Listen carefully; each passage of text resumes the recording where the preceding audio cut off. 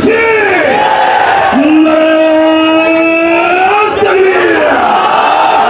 এই তাকবীরের আওয়াজ শুনলে ওই দলের মানুষদের কলিজা আগুন লেগে যেত, কথা ঠিক না? ওরা বলতো জঙ্গি সন্ত্রাস। বাংলাদেশে কোন চায়ের দোকানে 10 জন হুজুর যদি চা খাইতো টুপি মাথায় দিয়ে, বলতো ওখানে কোন গোপন বৈঠক চলছে, কথা ঠিক না? এমন একটা দেশ তারা উপহার দিয়ে গিয়েছিল। আমার ভাইয়েরা বসেন। ইউনুস ভাই, ওই ইউনুস ভাই, ইউনুস ভাই কই?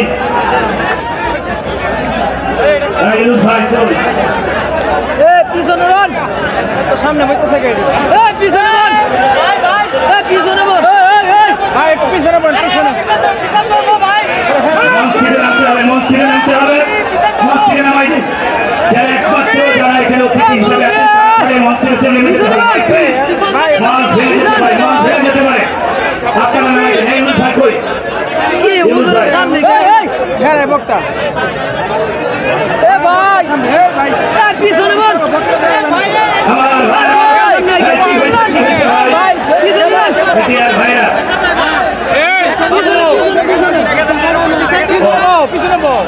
আপনারা যদি একটু পেছনে যান ভালো হবে। পেছনে ভাইরা, পেছনে ভাই প্লিজ, পেছনে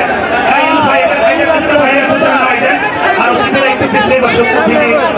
অতিথি ভাইরা একটু পেছনে বসেন যাতে জনগণের কষ্ট না হয়। প্লিজ এর পিছনে একটু বসাই ভাই, আপনারা একটু পেছাই যান ভাই।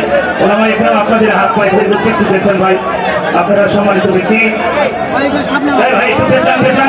অতিথিদের বসতে দেন, অতিথিদের বসতে দেন আমার ভাইরা।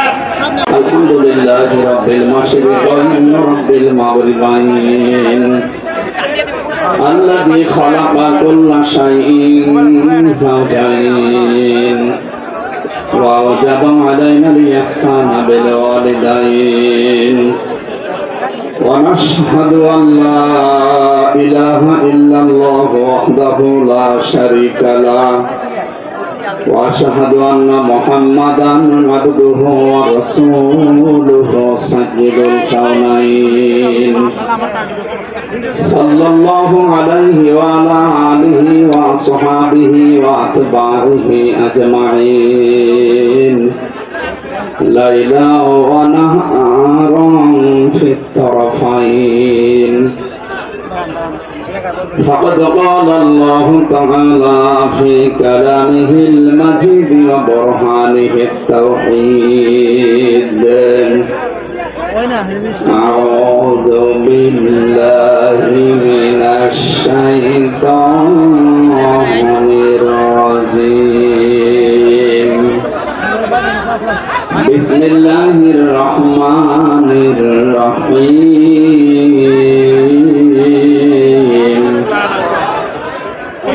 ولقد خلقنا الإنسان من سلالة من طين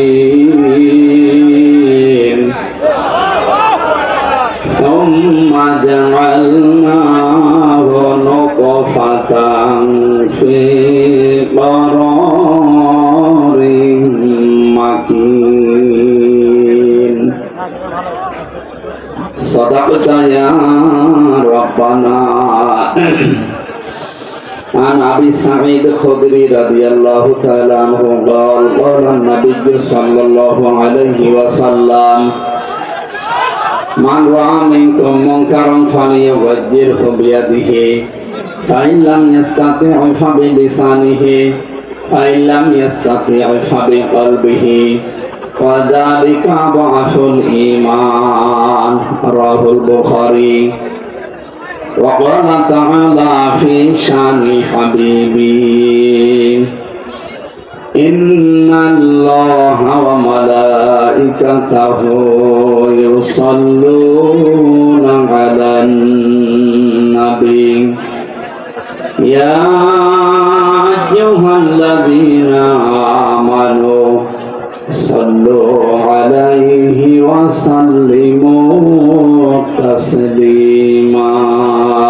اللهم صل على سيدنا مولانا محمد وعلى آله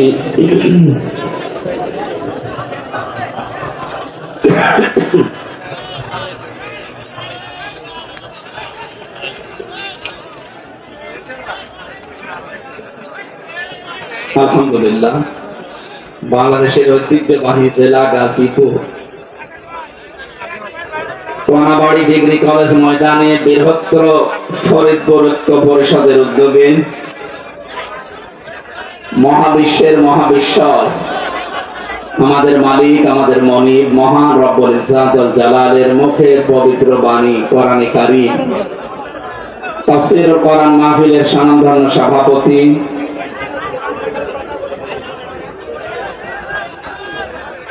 বৃহত্তর ফরিদপুর ঐক্য পরিষদের সম্মানিত সভাপতি বড় ভাই জনাব মোহাম্মদ ইউনুস মিয়া দামাত বারকাতুহুমুল আলিয়া, বলেন আমিন।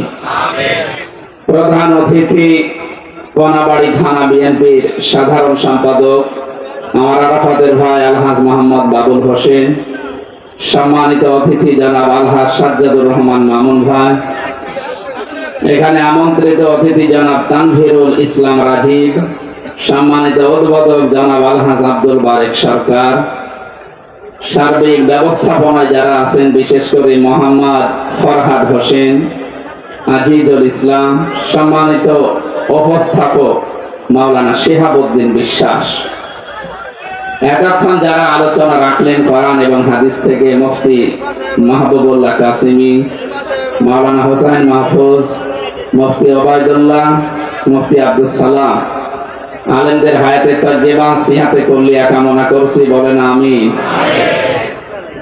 আরো যত মানুষের নাম দিয়েছে যদি একটা একটা করে পড়ে দোয়া করি মনে হয় কিয়ামত চলে আসবে। ভালো, আলহামদুলিল্লাহ, এদের সম্মান মর্যাদা আছে, এই জন্যই আপনারা কোরআনের মাহফিলে তাদেরকে অতিথি বানিয়েছেন। মানুষের সম্মান যে বাড়ে কিসে এটা অনেকে এখনো পর্যন্ত জানে না। অনেকে মনে করে জোর করে মনে হয় সম্মান পাওয়া যায়। জোর করলে কি পাওয়া যায় আপনি দেখলেন না? কথা বলছেন, যারা জোর করে সম্মান পেতে চায় সামনাসামনি হয়তো তাদের ক্ষমতা, তাদের প্রভাব প্রতিপত্তির কারণে মানুষ তাদের সম্মান দিতে পারে, পেছনে যে বরদোয়া করে আল্লাহ এ মরে না কেন, এখানে কি সমস্যা, কি দাঁড়িয়ে থাক না কেন ভাই, কথা বলা যাবে না। যেভাবে দাঁড়িয়ে আছেন, বসে আছেন, যেভাবে আছেন থাকেন, দরকার জায়গা বেশি বেশি শুয়ে পড়ে, কথা বলবে না। পাশে আপনারা জানেন 4-4টা জেলখানা, এখানে পুরুষের 3টা, মেয়েদের 1টা। সবাই এখন আমি জানি এরা শুনতেছে, আমার সাবেক জেলহাজ ভাই যারা, আমিও তো 3 বছর এখানেই ছিলাম। জেলে যারা আছে তাদের যে দুঃখ কষ্ট আমি তো জানি। আল্লাহ রাব্বুল আলামিন তাদের কষ্টগুলো যেন লাঘব করে দেন। জুলুমের কারণে যারা জেল খাটতেছে তাদের যেন কষ্ট আরো বাড়িয়ে দেন। কারণ জালেম যারা তারা আল্লাহর মামলার আসামি, তাদের জন্য আমি দোয়া করে করবো কি? কিন্তু মাজলুম যারা বিনা কারণে জেলের ভেতরে এখনো বন্দী আছে, আমার শ্রদ্ধাভাজন ব্যক্তিত্ব আছে এখানে, জনাব এটিএম আজহারুল ইসলাম, আতালাল্লাহু উমরাহু ওয়া বারাকাল্লাহু ফি হায়াতি, সকলে বলেন আমিন। এই মাজলুম মানুষটা সহ যত মানুষ এই 4 জেলখানা এবং গাজীপুরের জেলা কারাগারে যত মানুষ আছে, আল্লাহ তাদেরকে যেন সুস্থ রাখে, নিরপরাধ মানুষদেরকে যেন আল্লাহ মুক্ত বাতাসে আবার বের করে দেন। যারা এসেছে আগে শুকরিয়া আদায় করেন তো আলহামদুলিল্লাহ। এই বাম পাশ থেকে কথা আসতেছে কিন্তু ভাই, কোরআনে কারীম শোনার কিছু আদব আছে। এটা তো আর মমতাজের কনসার্ট না, যদিও এখন ধরা পড়েছে। আল্লাহ বলে শুধু শুনলে হবে না, সামিয়া না দিয়ে ফাস্তামিউ দিয়েছে। দাদা ইফতিয়াল থেকে এই শব্দটা আসলে বাংলা অর্থ দাঁড়ায় আপনি শুধু শুনবেন না, মনোযোগ সহকারে শোনা লাগবে। কারণ এই কালাম কার? শুধু শুনলে হবে না, চুপ থাকা লাগবে। এই কথা বলেন না কেন? এই জন্য যারা শুনতেছেন আলহামদুলিল্লাহ চুপ করে শুনবেন। দুইটাই ফরজ, শোনাও ফরজ, চুপ থাকা ফরজ। এখানে এসেছেন তো কিছু নেওয়ার জন্য নাকি? কিছু না নিয়ে যদি আপনি চলে যান তো এই সময়টা কাজে লাগালে আমরা কত কাজ করতে পারতাম। সব বাদ দিয়ে যারা এসেছি একটু কিছু নেওয়ার জন্য ধৈর্য ধারণ করে। আমরা বলছিলাম এই যে জোর করে যারা সম্মান পেতে চায় তাদের অবস্থা। আমি হাজ্জাজ বিন ইউসুফ এই লোকটার জীবনী পড়েছি। এই লোকটা খুব জালেম ছিল, জুলুম করতো মানুষের প্রতি। আর মন্ত্রী পরিষদ একদিন এসে বলে, বাদশাহ আপনার জন্য তো বাইরে যেতে পারি না, মানুষ শুধু গালি দেয় আপনাকে। গালি দেয় মানে হ্যাঁ, আপনাকে শুধু মানুষ গালি দেয়। কেউ জালেম বলে, কেউ হারামি বলে, কেউ জারুর সন্তান বলে। আমার সামনে বলুক তো, আপনি ছদ্মবেশ নিয়ে যান, আপনার সামনেই বলবে। ও ছদ্মবেশ লাগিয়েছে, যে দরবেশের কথা শুনছিলেন, ও ছদ্মবেশ নিয়েছিল, দাড়ি কেটে সফাং সফা, চেনা যাচ্ছিল না। ওইরকম একটা ছদ্মবেশ নিয়ে বাইরে গেছে, রাস্তায় একটা গ্রাম্য লোকের সাথে দেখা। ডাক দিয়ে বলে, ওই বাদশাহ হাজ্জাজ বিন ইউসুফ লোকটা কেমন? কত জালেম, একটা জারুর সন্তান। যেই বলেছে জালেম আর জারুস, গেছে ওর মাথা খারাপ হয়ে। বেটা আমার জিনিস না, আমি সেই হাজ্জাজ বিন ইউসুফ। চিন্তা করছে আমার তো আর মাথা থাকবে না। ডাক দিয়ে বলছে, বাদশাহ আপনি আমারে চেনেন? না, আমি এই গ্রামের ওই লোক যার মাসে 2 দিন মাথা খারাপ হয়, আজকে তার পয়লা দিন। তুই পাগল, তোর 2 দিন মাসে মাথা খারাপ হয়, আজকে পয়লা দিন, তার মানে 8 দিনও মাথা খারাপ হবে এই মাসে। তোর সাথে কথা বলে যা, ওই দিন কিন্তু পাগল বলে বেশি গিয়েছে। কথা বলছে না কেন? আমরা ওই 15.5 বছরে পাগল বলে বেশি আছি। তাছাড়া পাগল না বলে আমরা তো থাকতাম ওকে সবার ঘর ভেতরে, অথবা অনেককে ইলিয়াস আলীর মতো গুম করে দিত। আমার বিশ্ববিদ্যালয়ের 2 জন 8-9 বছর হয়ে গেল, ওলিউল্লাহ মুকাদ্দাস এখনো পাওয়া যায়নি। মিনি আয়না ঘর এবং বড় আয়না ঘরে কত মানুষ ছিল, কতগুলো মানুষ এভাবে তারা লিখে রাখতো এই আঙ্গুল দিয়ে। এত বড় বড় নখ হয়ে যায়। 5 বছর, 7 বছর, 8 বছর, 10 বছর, 14 বছর পড়ে আছে, কেউ জানে না। তারা দেওয়ালের সাথে লিখে রাখতো ভাঙা ভাঙা অক্ষরে এই আঙ্গুল দিয়ে, যে ভাই যদি বাইরে কেউ যেতে পারেন আমার এই নাম্বারে জানাবেন যে আমি বেঁচে আছি। এখনো পর্যন্ত দেখি অনেকে জালেমের সাফাই গায়। তুমি মানুষ, বাংলাদেশের 18 কোটি মানুষের যদি জালেমদের মাফ করে দেয়, ব্যারিস্টার আরমানের বউ জীবনও মাফ করবো। বাস্তবতা বোঝেন কিছু? কত ঝড় গেছে এই মানুষগুলোর উপরে। আমার 10 দিনে আমার জীবন শেষ, তারা আজ 10 বছর 8 বছর। আলেমদেরকে যত অপমান করেছিল, আল্লাহ ডবল অপমান এখন তাদেরকে করছে। এই জন্য সাবধান থাকবো আমরা। আলেমরা নবীর ওয়ারিস সরাসরি, আর উলামা ওয়ারাসাতুল আম্বিয়া, নবীর উত্তরাধিকারী তারা। নবীর গায়ে হাত দিলে যা হতো, আলেমদের গায়ে হাত দিলে তাই হবে। আলেম আবার আলেমের মতো হওয়া লাগবে। আলেম যদি জালেমের চাইতে খারাপ হয়, ওরে পিটানো ভালো। আলেম ছিল না জালেমদের পক্ষে? কথা বলে না কেন? ওই রকম আলেম না। কত বড় দুর্নীতিগ্রস্ত হলে দেশটা যে জাতীয় মসজিদের ইমামও পালিয়ে যায়। আর কোথায় নামাবেন দেশটা বলেন? একটা মসজিদের ইমাম, তাও বাংলাদেশের কেন্দ্রীয় মসজিদ, জাতীয় মসজিদ, তার ইমামও পালিয়ে গেছে। এসেছিল আবার জোর করে ইমামতি নেওয়ার জন্য, জনগণ জোতা দিয়ে পিটিয়েছে। পরের দিন আবার স্ট্যাটাসও দিয়েছে, জনগণ জোতা মেরেছে কিন্তু আমার গায়ে লাগে।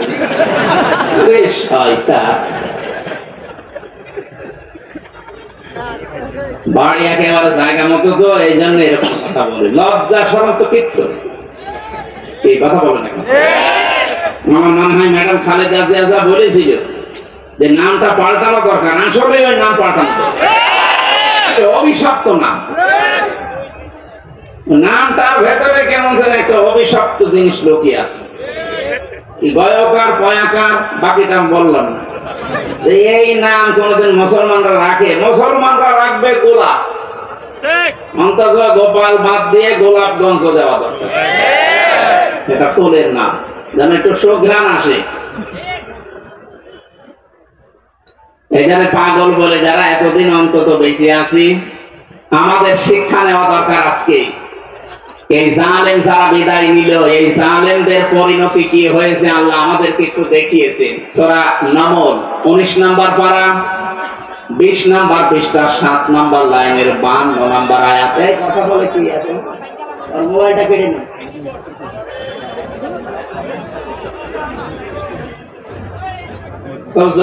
পেছন থেকে কেটে পড়বে, কথা বলা যাবে না।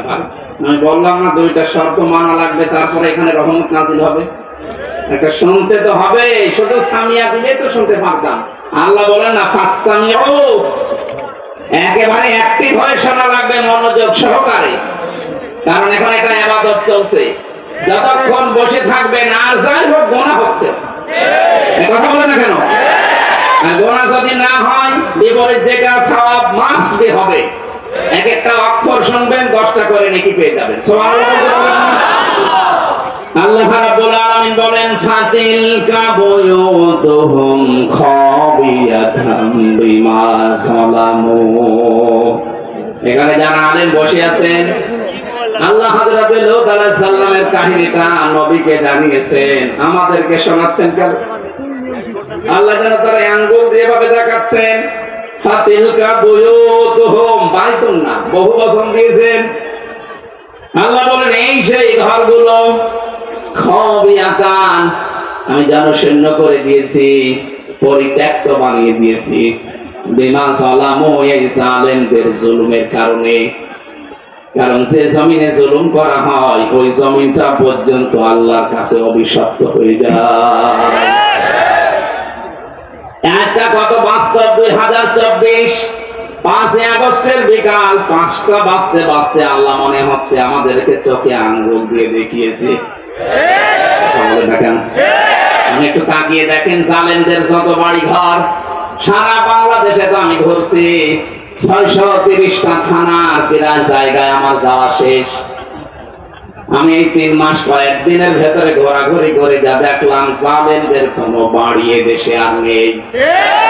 আপনি আমার কুষ্টিয়ার দিকে তাকান, হানিফের বাড়ি, কুষ্টিয়ায় হানিফ সাহেবের বাড়ি কয়েকদিন আগে আমি পাশ দিয়ে আসলাম, দেখলাম জাতীয় টয়লেট হয়ে গেছে। একবারে 4-5 জন করে যাচ্ছে, কেউ এদিকে কেউ এদিকে কেউ এদিকে কেউ এদিকে, মনে হচ্ছে জামাতবদ্ধ টয়লেট চলছে। আল্লাহ কেন এমন করে দিলেন? আল্লাহ পাক বলেন ইন্না ফি যালিকা লাআয়াতাল লিকাওমিন ইয়ালামুন। আরে ভাইরা বলেন তো, এখানে লামে তাকিদ দিয়ে আল্লাহ কি বুঝিয়েছেন? যত তাফসীর আমি মিলিয়েছি এই লাম তাকিদের সাথে, আধুনিক তাফসীরের মুফাসসির একরাম বলতে চাচ্ছেন আল্লাহ যেন আপনাদেরকেও দেখাচ্ছেন পৃথিবীর মানুষেরা সাবধান, এর ভেতরে কিন্তু শিক্ষা আছে যদি জ্ঞানী হয়ে থাকো। কি শিক্ষা আমরা নিতে পারি? এই 15.5 বছরে ওদের এত গভীরে শিকড় ছিল জালেমদের। আপনি তাকান, একেবারে দারওয়ান থেকে শুরু করে সংসদ পর্যন্ত সব জায়গায় ওদের লোক সেট করা ছিল, এমনকি কারাগারেও। হবে না, কারাগারে আলেমদের কষ্ট দেওয়ার জন্য আলাদা কিছু মানুষদের সেট করা ছিল। সুব্রত বালা, দেবদুলাল, আমি নিজে পেয়েছি এদের আচরণ গুলো। এ মানুষগুলো এমনি সাধারণ মানুষের সাথে যা করে, আমার আর মামুনুল হক আলেম যারা ছিলাম তাদের সাথে আচরণ আলাদা করে। আল্লাহ রাব্বুল আলামিন বলেন এখানে ওদের শিকড় সব জায়গায় ওরা গেঁথে রেখেছিল। আমি দেখেছি তারেক জিয়া সাহেবের পিএস অপু ভাই ছিল, ওনার বন্ধু গিয়াসউদ্দিন মামুন ভাই ছিল, ওনাদের দিকে সিসি ক্যামেরা দিয়ে, মাওলানা মামুনুল হকের দিকে ক্যামেরা দিয়ে আলাদা ভাবে বসে বসে দেখতো যে এদের সাথে কেউ কথা বলে কিনা। আরে জালেমরা এমনিতে তো জুলুম করিস, এরপরে আবার সবকিছু বন্ধ করে দিয়ে 3টা বছর আমাদেরকে যোগাযোগ করতে দেয়নি। ফাঁসির আসামিরা 7 দিন পর পর সরকারের টেলিফোনে কথা বলতো, আর আলেম ছাড়া আমরা 76 জন ছিলাম, আমাদের জন্য সব বন্ধ। জামাত ইসলাম আর হেফাজতে ইসলাম নাম শুনলে বলতো না, এদের যোগাযোগ বিচ্ছিন্ন। আপনার চেয়ার এমনি পড়ে যায়নি, আল্লাহ নিজে মনে হচ্ছে ফেলে দিয়েছেন। আল্লাহ রাব্বুল আলামিন বলেন, এখানে তোদের শিক্ষা, এদের বিশাল শিখর যদি আমি আল্লাহ কেটে দিতে পারি, কেটে দিয়েছে কে এইটার ফাইল কিন্তু জানা নেই। এটা সূরা আনআম 7 নাম্বার 12 নাম্বার পৃষ্ঠা 4 নাম্বার লাইনের 45 নাম্বার আয়াতের প্রথম অংশে আছে। فَقُطِعَ دَابِرُ الْقَوْمِ الَّذِينَ ظَلَمُوا, জালেমদের শিকড় কেটে দেওয়া হয়ে গেছে। কতিয়া এটা মসল, কেটেছে কে ফাইল জানা নেই। আপনি তাই দেখতে পাবেন 5 আগস্টের বিকাল 5টা বাজতে বাজতে জালেমদের বাড়ি ঘর, ওদের অফিস সবগুলো গড়িয়ে দিয়েছে। কে ভেঙেছে? ফাইল নেই। আপনি বলতে পারবেন যে হানিফের বাড়ি অমুক ভেঙেছে? না, আপনি পাবেন না, মনে হচ্ছে ফেরেশতা ভেঙে দিয়েছে। এই জন্য এটা কুতিয়া দিয়েছেন যে ফাইলই নেই। আমরা এখান থেকে কি নিতে পারি? এদের এত বড় শিকড় যদি আল্লাহ একেবারে মাটি থেকে উপড়িয়ে ফেলতে পারে, ওদের বাড়ি ঘর এখন জনশূন্য পরিত্যক্ত। মনে করছেন শুধু কুষ্টিয়ার হানিফের বাড়ি না, সারা বাংলাদেশের অবস্থা এক। যেখানে যেখানে গেছি জালেমদের বাড়ি ঘর গুলো, আমি গত পরশু দিনও ছিলাম কিশোরগঞ্জে, এক জালেমের বাড়ি দেখলাম, ওইটাও জাতীয় টয়লেট। হানিফের বাড়ি তো 5-6 জন যায়, এখানে দেখছে 8-10 জন একসাথে যাচ্ছে। আমি একটা কারণ খুঁজে পেয়েছি আমার নিজের জীবন থেকে। হজে গিয়েছিলাম 16 সালে, বললাম না ইশারা করবেন, কথা বলেন কেন? কাবা শরীফ তাওয়াফ করার পরে আবার উপরে গেলাম, হঠাৎ দেখি পেটে যন্ত্রণা, ব্যথা। এক পুলিশকে ডাক দিয়ে বললাম, ইয়া আখি তাল, এদিকে আসেন ভাই। মানে আসার পরে জিজ্ঞাসা করছে কি, ইয়া হাজির হজ্জাতাইনা বিলাদুকা, হাজি দেশ কোথায়? জি তুমি বাংলাদেশ। বাংলাদেশ থেকে এসেছি। মনে কি সমস্যা? হ্যাঁ এখানে মুশকিল আছে, আমার পেটে ব্যথা। এখানে ফার্মেসি কোথায়? আমার বলছে ফার্মেসি লাগবে না, পেটে ব্যথা কেন টের পান না? না তো জায়গাটা তো আবু জাহেলের বাড়ি, আপনি এখনো পায়খানা না করে দাঁড়িয়ে আছেন। তাড়াতাড়ি করেন। পায়খানা করে দেখি আমার পেটের ব্যথা ভালো হয়ে গেছে।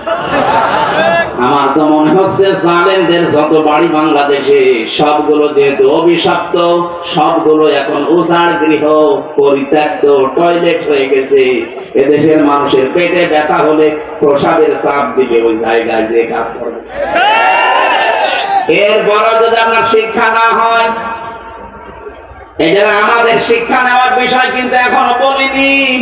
আমাদের শিক্ষার বিষয় আগামীতে যারা দেশের দায়িত্বে আসবেন, যারা আসবেন, আপনি আর যাই করেন যেন জালেম হবেন না। কারণ শব্দটা ঘৃণিত শব্দ, আল্লাহর কাছে নিন্দিত। জালেমদেরকে আল্লাহ সব চাইতে বেশি টার্গেটে রাখেন। সূরা ইব্রাহিম 42 নম্বর আয়াত, ওয়ালা তাহসাবান্নাল্লাহা গাফিলান আম্মা ইয়ামালুস সালিমুন। আল্লাহ পাক বলেন, কি মনে করেন হে নবী আমি জালেমদের কোনো খবর রাখি না? সবচেয়ে বেশি খোঁজ খবর রাখি আমি জালেমদের ব্যাপারে।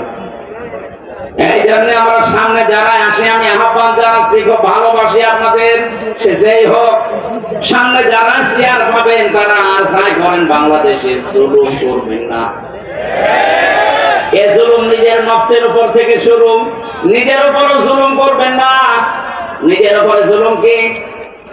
অনেকের অর্থ সম্পদ, টাকা পয়সা, প্রভাব, প্রতিপত্তি, ক্ষমতা হয়ে গেলে তখন পাপ কাজে পা বাড়ায়।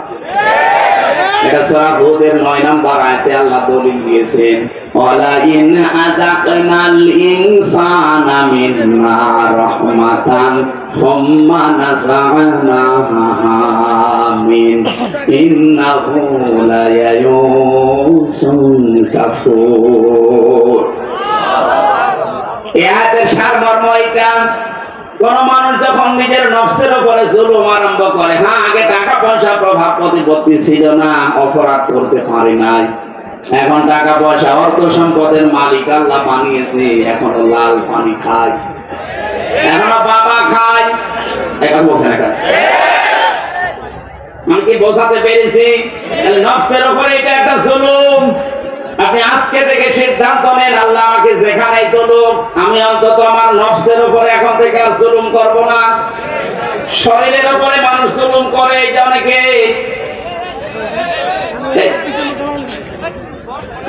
বের করে দেন, ডিস্টার্ব হয়ে গেল, চলে যান চলে যান।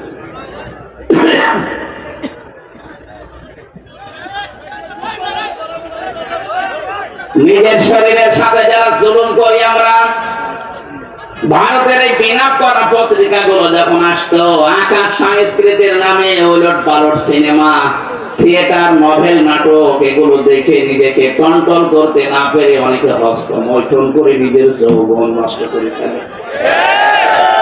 না এ গাজীপুরে নেই? আছে মানে যে হারবালের পোস্টার তার প্রমাণ। ইন্ডিয়া হারবাল, কলকাতা হারবাল, ও ছাতা দিয়ে কি হবে? আপনি তো আগে মেশিন শেষ করে ফেলেছেন। ও বলছে ঠিক, মানে ও মনে হয় শেষ না। এটা আপনি শরীরটা শেষ করলে, আপনি কি জানেন ৭০ ফোঁটা রক্ত দিয়ে ১ ফোঁটা বীর্য তৈরি হয়? আপনি কোন কারণে এগুলো দেখবেন আর করবেন? আজকে থেকে তাওবা করে ফিরে আসা লাগবে। এই মোবাইলে এমন দৃশ্য রাখা যাবে না যেটা নিজে দেখলে আনন্দ পান, অন্য দেখলে লজ্জা পান। এরকম দৃশ্য নেই? যাদের মোবাইলে আছে এই মুহূর্তে ডিলিট করা লাগবে। এখন যদি আপনি মোবাইল বন্ধ হয়ে যায়, ডিলিট করতে পারছেন না, বাড়িছে যেটা নিজে দেখলে আনন্দ পান, অন্য কেউ দেখলে লজ্জা পান, এমন দৃশ্য থাকলে ডিলিট করবেন। কারা কারা হাত তুলবেন? ওরে আল্লাহ, এখন মুরব্বী মানুষ 2 হাত তুলেছে। কে আছে আপনার মোবাইলে?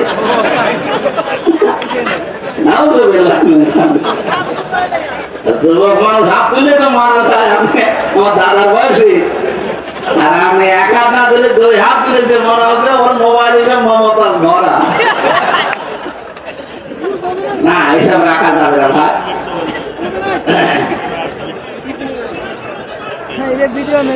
গাজীপুরবাসী মনোযোগ সহকারে আমাদের এখান থেকে শিক্ষা নিয়ে যাওয়া লাগবে। সুতরাং আমার নিজের শরীরের উপর থেকে কোনো কিছু যেন অপচয় হয়ে না যায়, কারণ সেটা অপচয় করবেন, ওটা কিন্তু আর কোনোদিন ফিরে আসবে না। খুব গুরুত্বপূর্ণ জিনিস আল্লাহ শরীরের ভেতরে দিয়ে রেখেছেন। যত খাবার খান, এই খাবারগুলো নির্যাস থেকে পিত্ত রস তৈরি হয়। বিজ্ঞান এখন প্রমাণ করছে শরীরের ভেতরে যতক্ষণ খাবার থাকবে পিত্ত রস পড়তেই থাকবে। খাবার না থাকলে রস পড়া বন্ধ হয়ে যাবে। আল্লাহ এটা দিয়ে বোঝাতে চায়, বান্দা আমি নিজে অপচয় করি না, এটা তার প্রমাণ। রসটা যেহেতু দামি, এত দামি রস, এটা যতক্ষণ তোর পেটে খাবার থাকবে এটা ফোঁটা ফোঁটা পড়বে, খাবারগুলো হজম হবে। এটা যখন খাবার থাকবে না, পড়লে তো অপচয় হবে। এই জন্য আমি আল্লাহ ওটা অটোমেটিক বন্ধ করে দেই। অথচ আমাদের শরীরের অপচয় আমরা যারা করছি কিছু মনে করি না। যৌবন যখন শেষ হয়ে যাবে তখন আর দোয়া করেও কাজ হবে না, তাবিজ কবজও কাজ হবে না। এখন থেকেই সতর্ক, আমরা যেন অন্তত এই শয়তানি কাজে কেউ হাত পা না বাড়ায়। কথা বলেন না কেন? মানতে পারবেন ইনশাআল্লাহ? আমরা আজকে থেকে শিক্ষা নিয়ে গেলাম, জালেমদের প্রতি যেহেতু আল্লাহ সবচাইতে বেশি টার্গেট, আর নিজে আল্লাহ মামলা দায়ের করবে, নিজে মামলা দায়ের করবে জালেমদের বিরুদ্ধে।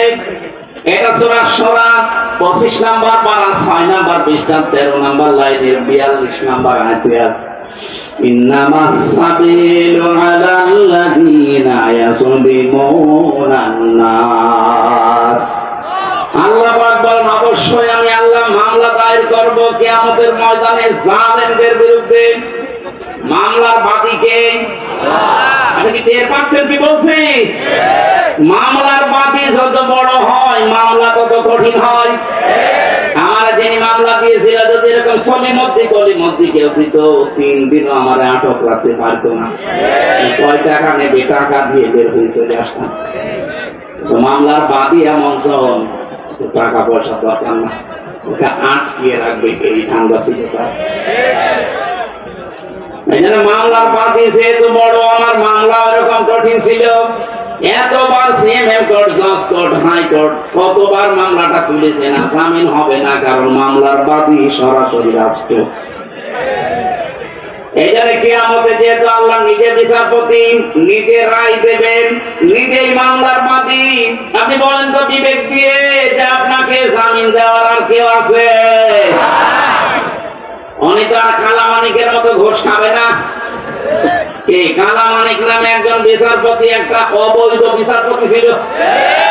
বিচারপতি বললো অন্য বিচারপতির সম্মান হানি হয়, ও চেয়ারটা পুরা নষ্ট করে ফেলেছে।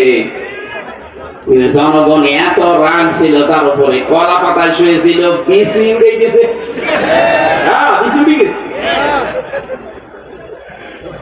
এখন বউটাকে কিনা আল্লাহ জানে। আমার হাই এই ছেলে আছে কাশিমপুর হাই সিকিউরিটি 4 নম্বরে আছে। আল্লাহর ওলি মনে হয় বসে বসে শুনতেছে। শুনতেছে যদি শুনে থাকে ভালো করে শোনেন। আপনি বেরিয়ে দেখবেন আপনার বউ আল্লাহ রাস্তায় চলে গেছে, কারণ আপনার কারণে বহু মানুষ তার স্বামীকে হারিয়েছে। বিচারের নামে প্রশাসন করে হাজার হাজার মানুষকে জেল খাটিয়েছে, হাজারো মানুষের জীবন নষ্ট করে দিয়েছে। যার যতটুকু কাজ কারবার আল্লাহ কিন্তু অতটুকু তার উপরে তুলবে। আপনি মনে করবেন না আল্লাহ গাফেল, আল্লাহ ছাড় দেয় কিন্তু ছেড়ে দেয় না। ইন্টারনেট বন্ধ করে যেই লোকটা হাজার হাজার মানুষকে প্রতিবন্ধী করে বানিয়ে রেখেছিল ঘরে, হাজারো মানুষকে অন্ধকারে হত্যা করেছে, এই ছেলে আছে। এই 4 নাম্বার ছেলে আছে এখন হাই সিকিউরিটিতে।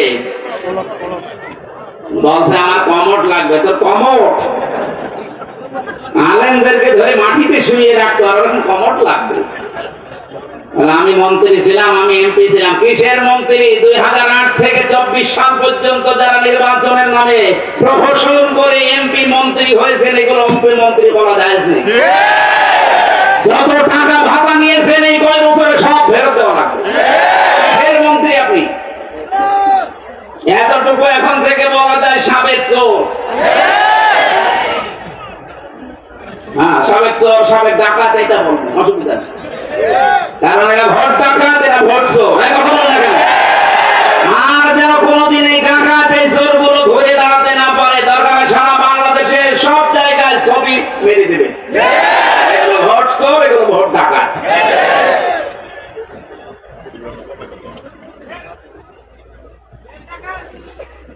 গাজীপুরবাসী জালেমরা যেহেতু আল্লাহর মামলার আসামি, আমি আয়াতটা পড়ার পরে চিন্তা ভাবনা করলাম আল্লাহ কিন্তু ইয়াজলিমুনা মুসলিমুনা দেয়নি, ইয়াজলিমুনা নাস। আল্লাহ বলেন শুধু মুসলমানদের উপরে যারা জুলুম করবে তারাই কিন্তু আল্লাহর মামলার আসামি না। যারা মানুষ হয়ে মানুষের অধিকার নষ্ট করে, তাদের উপরে জুলুম করে, ওরা আল্লাহর মামলার আসামি। আজকেও দেখলাম ভারতে সংখ্যালঘু নির্যাতন চলছে, এমনকি আমাদের কলিজার সবচাইতে দামি জায়গা যেটা মসজিদ, সেইটা ভেঙে দিচ্ছে। সারা পৃথিবীর 57টা মুসলিম রাষ্ট্রকে আমরা আহ্বান জানাচ্ছি, সবাই ঐক্যবদ্ধ হন। 200 কোটি মুসলমান এই পৃথিবীতে আছে, হিন্দু মাত্র 120 কোটি। খ্রিস্টানদেরকে বলবো আপনাদের মেয়েকেও ইন্ডিয়ার বুকে ওরা ন্যাংটা করে উলঙ্গ করে হাঁটিয়েছে। এই মুশরিক আর ইহুদি যারা, এরা তামাম দুনিয়ার মানবতার শত্রু, মানুষ না। তামাম দুনিয়াতে এতদিন জানিয়েছে যে বাংলাদেশের সংখ্যালঘু নির্যাতন হয়, অথচ তাদের দেশে আর সংখ্যালঘু মুসলমানের অনিরাপদ। ইবাদত খানাগুলো ভেঙে বলছে এখানে মন্দির ছিল। নাউজুবিল্লাহি মিন যালিক। আমরা ঢাকার স্বামীবাগের ইসকন মন্দিরকে যদি এখন দাবি করি যে 500 বছর আগে এটা মসজিদ ছিল, ঠেলা ভেঙে দেবে। আজ পর্যন্ত বাংলাদেশে কোন মন্দির ভেঙে মসজিদ বানিয়েছে ইতিহাস আছে?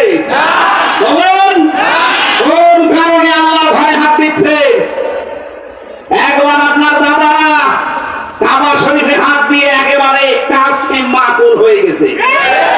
আমার তো মনে হচ্ছে ভারতে আল্লাহর ঘর মসজিদ গুলো যেভাবে ভাঙা হচ্ছে, আল্লাহ না জানে আমরা আবাবিল পাঠিয়ে দেয় কিনা। আমাদের ইমানের দাবি এখন সারা বিশ্বের 200 কোটি মুসলমানের ভারত বয়কট করা লাগবে। কোনো দরকার নেই ওদের, ওরা এখন কান্নাকাটি অলরেডি আরম্ভ করেছে। আজকে ওদের পেঁয়াজ, ওদের আলু সব অর্ডার পৌঁছে যাচ্ছে, নেমে পড়েছে অলরেডি তারা রাজপথে। যে একজন এই উশৃঙ্খল, একজন বেয়াদব মানুষের কারণে আজ আমরা অনেক মানুষ না খেয়ে মরছি। আমাদের দেশকে তামাম দুনিয়ায় কালার করার জন্য বলে এই দেশে হিন্দু মুসলমান দাঙ্গা। কিসের দাঙ্গা? এই যে সৌহার্দ্য পরিবেশে এই দেশে বাস করি আমরা, পৃথিবীতে কোন দেশে এমন মুসলিম নেই। বিশ্বের বহু দেশ তো ছোট বয়সে ঘুরলাম, কই এত সুন্দর সাম্প্রদায়িক সম্প্রীতি নিয়ে বাস করার দেশ পৃথিবীতে নেই। অথচ এইটাকে পুঁজি করে আজ ডক্টর মোহাম্মদ ইউনূসকে বিপদে ফেলার জন্য, তাকে ভয় দেখানোর জন্য বারবার নতুন নতুন ইস্যু তৈরি করছে। যারা পালিয়ে গেছে ওরা তো বসে নেই। আমি এই দেশে যে দ্বিতীয়বার স্বাধীন হওয়ার পরে সিঙ্গাপুর, মালয়েশিয়া সমস্ত দেশগুলোতে মাহফিলে গিয়েছিলাম। যে হোটেলে উঠে হোটেল থেকে নামার পরে দেখি দুজন শয়তান, কি গো ও আগে যে বসে আছে, ও আমার হয় ভাব দেখে পালিস। ওরা ঘরে বসে বসে রুটি চালতেছে। আপনারা এই ষড়যন্ত্রের ফাঁদে পা দেবেন না, তাহলে কিন্তু গোপালগঞ্জের মতো পেছনে বাঁদরের মতো লাল হয়ে যাবে। ষড়যন্ত্রের ফাঁদে পা দিয়ে কি লাল হয়েছে দেখেননি? এমন পিটানো পিটিয়েছিল আর্মিরা। ওই কয়েকদিন কেউ গোপালগঞ্জ থেকে ঢাকায় যদি আসে, বসে আসতে 300 টাকা, দাঁড়িয়ে আসতে 1000 টাকা। এখন ওই ফাঁদে পা দেওয়ার জন্য গান্ধায় আছে, কিছু টের পাচ্ছে। বাস্তবতা কোথায়? আর ওদের এক সাংবাদিক কয়েকটা আছে, তার ভেতরে যে মলম বিক্রেতা একজন, এই হঠাৎ সাংবাদিক ময়ূখ রঞ্জন, এর মনে হয় 50 জন মিলে জন্ম। তাছাড়া তো এরকম মোটা মোটা কথা একটা দেশ নিয়ে বলা সুস্থ মানুষের দ্বারা সম্ভব না। এখন মনে কেন খালি আজে বাজে কথা ওর মুখ দিয়ে বের হয়। এখন শুনছে নাকি চট্টগ্রাম নিয়ে নেবে। আরে ভাই, চট্টগ্রাম নিয়ে নেবেন মানে আপনি কি যৌতুক চান? আর মেয়ে তো পালিয়ে গেছে, যৌতুক কিসে? মালানো মেয়ের যৌতুক আছে? মালানো মেয়ের যৌতুক কিসে? বিয়েই তো মানি না। কারণ যার সাথে গেছে ও তো ফুল হাতা, আর আমাদের হাফ হাতা। ফুল হাতার সাথে হাফ হাতা যায়? আমি এই শব্দটা শুনেছিলাম এই জেলে আসার পর।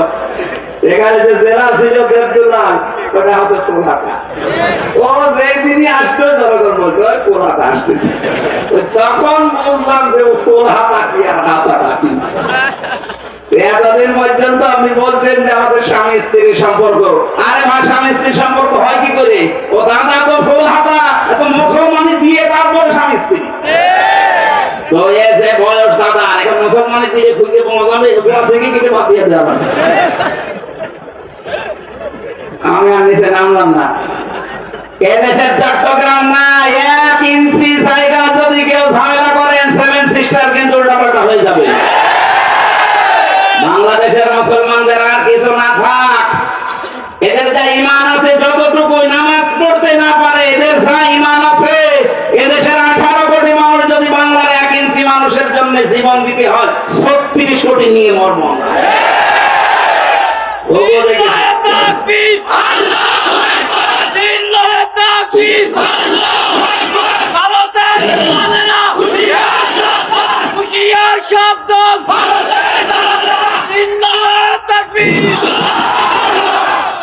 দেখেছেন আপনারা, ঘুঘুর ফাঁদ দেখেননি? 57টা মুসলিম রাষ্ট্র কিন্তু সব এখন এক হয়ে যাচ্ছে।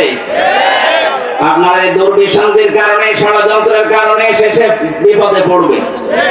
আমরা আপনাদেরকেও ভালোবাসি। ভারত আমাদের শত্রু না, কারণ সেখানে আমাদের মুসলমান ভাইরা আছে। কিছু উগ্র আছে, এদের কারণে দেশটা ধ্বংস হয়ে যাচ্ছে। আপনারা সোচ্চার হবেন, আগামীতে কোন উগ্র যেন চেয়ারে বসতে না পারে। মানুষ হয়ে বসুক, অসুবিধা নেই। এই জন্য যারা মানুষের উপর আজ তাদের অধিকার নষ্ট করে দিচ্ছে, ধর্মীয় প্রতিষ্ঠানগুলো আপনি ভেঙে দিচ্ছেন। আপনি মানুষ, গোবিন্দ পরমাণিক পর্যন্ত আজকে এই বিবৃতি দিয়েছে যে এটি শুরু করেছে। বাংলাদেশে তো কোনো মুসলমান হিন্দুদের কোন মন্দির ভেঙ্গে মসজিদ বানিয়েছে আমরা তো দেখি না, প্রমাণও নেই। আপনারা কি শুরু করেছে? তাম দুনিয়া থেকে আজ ঘৃণা জানাচ্ছে, লজ্জা নিতে ঘৃণা করবে কি? লজ্জা তো থাকে ইমানদারের, আর হায়াও সর্বাতুম মিনাল ঈমান। লজ্জা নেই, ঈমান নেই, ও তো ঈমানই নেই, তো লজ্জা থাকবে কি করে?